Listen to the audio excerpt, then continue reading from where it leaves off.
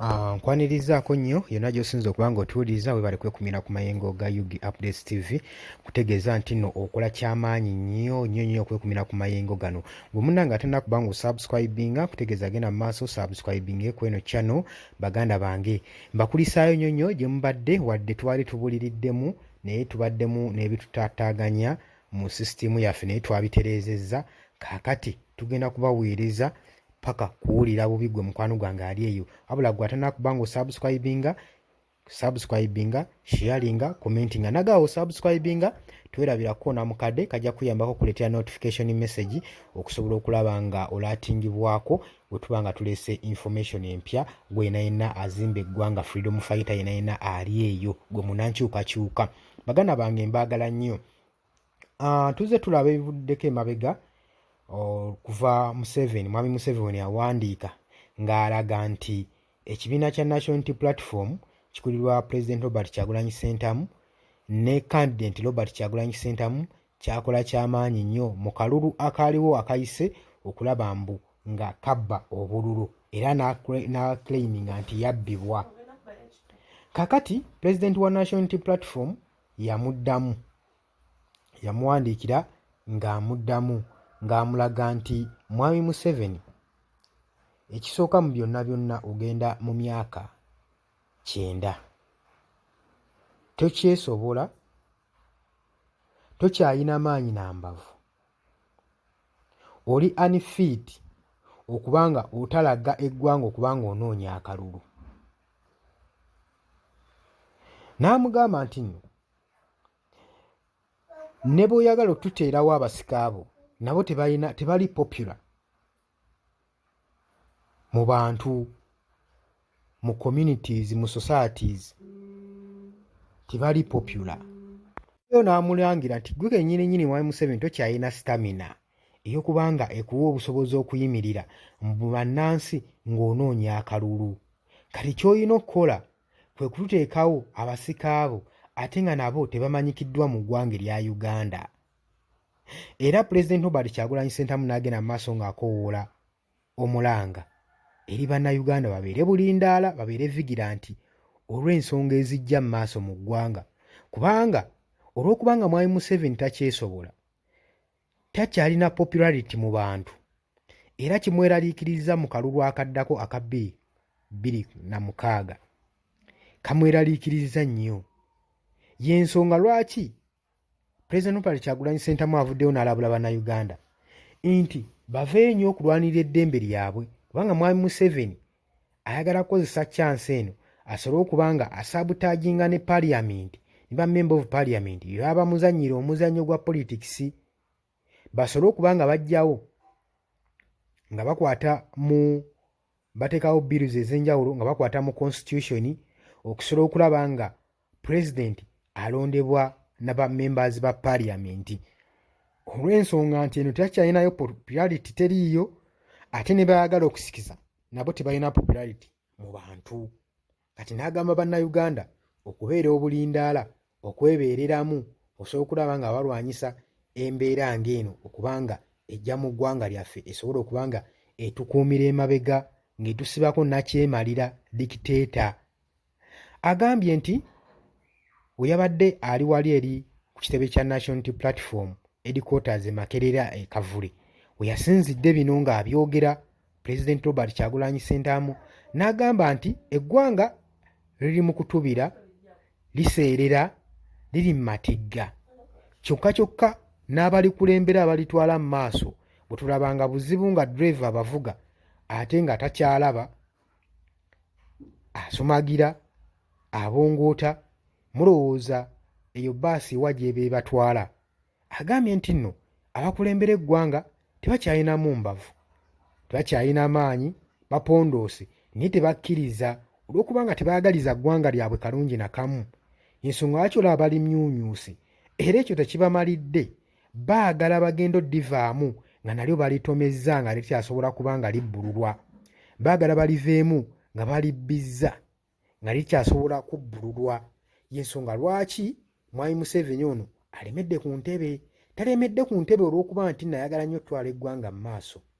President Robert Kyagulanyi nga bw'atugamba agamba ensonga elemeza Mwai Museveni ku ntebe nti si lwakuba nti ayagala kukulaakulanya ggwanga kubanga emyaka 40 n'omusobo gw'amaze ku ntebe yandibadde byayagala okukola byonna yabikola dda. N'essaawa zino takyalina kyayinza tulimba nti kyagenda kukola kyataasobodde kukola mu gino emyaka 40.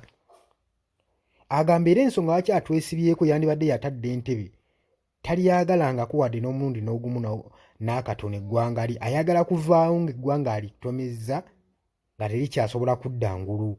Kubanga gw'oba ng'otegedde nti nno oli driver wa bbaasi, ng'oli mu givuga, ng'otegedde nti nno tokyayinamu nvavu ganyoola, otegedde nti tokyayinamu mbavu enyoola steering, tokyalaba amaaso gaafa, gwe kennyini tolina na maanyi, tosobola vuga lugendo luwera ssaawa emu. Lwaki oba weeremeza ku ntebe eyo? Lwaki oba togiwa omulala n'avuga n'atwala bbaasi ejjuddemu abasaabaze, abantu ab'omugaso ne famire y'omweri n'alitwala mu maaso? Gwe naawe sooka okirabireko. Ensonga lwaki agaana? Lwa nsonga takyagyagala. Ayagala eggwanga kuliraba nga litubidde ssaako n'abaamu bonna. Kubanga kino singa yali akyagala eggwanga odikulaakulanya, singa yava dda ku ntebe, singa entebe yagiwa dda yagiwaayo dda mirembe. Kye kyokka kyasobola okukolera eggwanga lino Mwai Museveni, okulaba nga liri mu mirembe, okulaba nga alireka seefu wabanga alyagala ng'alyagaliza. Oba okitegeera gwe mugwanda wange?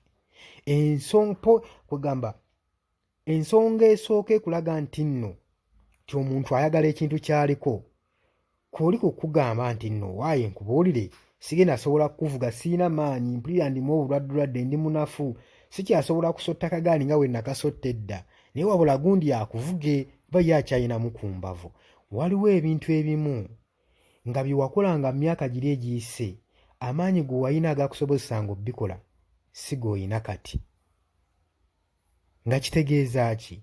Nga kitegeeza nti nno ebintu ebyakuyitako toloddangaawo n'olowooza nti ebintu bye wasobolanga okukola ng'okyali myaka 2 by'okyasobola n'okukola ng'otuuse myaka 8. Ekyo toweerimbanga. Luli wayina amaanyi malala, wayina visions ndala, wali so determined ng'oyina ekiruubirirwa kyo. Naye kati ensobi eriwo, be bakulembeze baffe okulowooza nti nno bo bakyayinamu ideologies mu mutwe, bakyayinamu embavu n'amaanyi nga ge baayina okusobola okulaba nga batwala eggwanga mu maaso. Kati nze bwe njogerera, Mwai Museveni eggwanga lino lyamuwabyeko, takyasobola dditwalira ku ntoli nga bwe yalitwaliranga.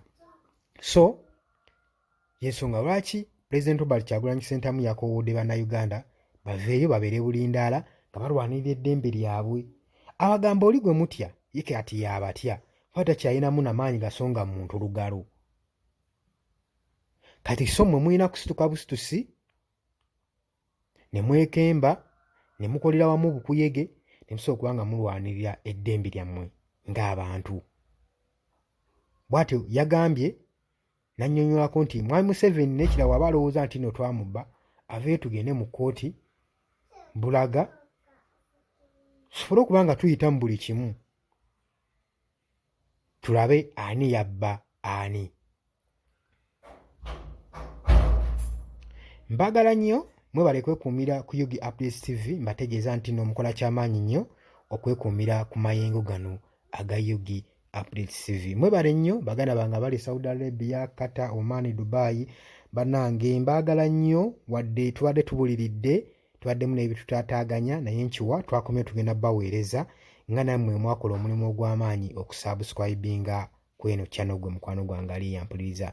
Kutegeeza nti nno abapya oganika kutegeeza nti nno ina lusazi kutawaanya, bakubireko ku note 77 11 35 97 ne ku note 7 note 47 91 7 note 8. Bajja kuba bakuyambira ddala bulungi nnyo gwe mukwano gwange ali eyo yampuliriza. Baganda bange abali South Africa, abali Nairobi, bategeeza nti mukola kyamaanyi nnyo. Wabula nkubiriza gwe atanakuba ng'osubscribinga, ngenda maaso subscribinge kweno channel kira wansi ojja laba ekigambo subscribe, tuwerabirako n'akadde muganda wange kubanga kajja okuba nga kuleetera notification message buli we tunaabeera nga accurate information. Waliwo nkutu omupya gwe twaguddewo baguyita Motivation TV UG.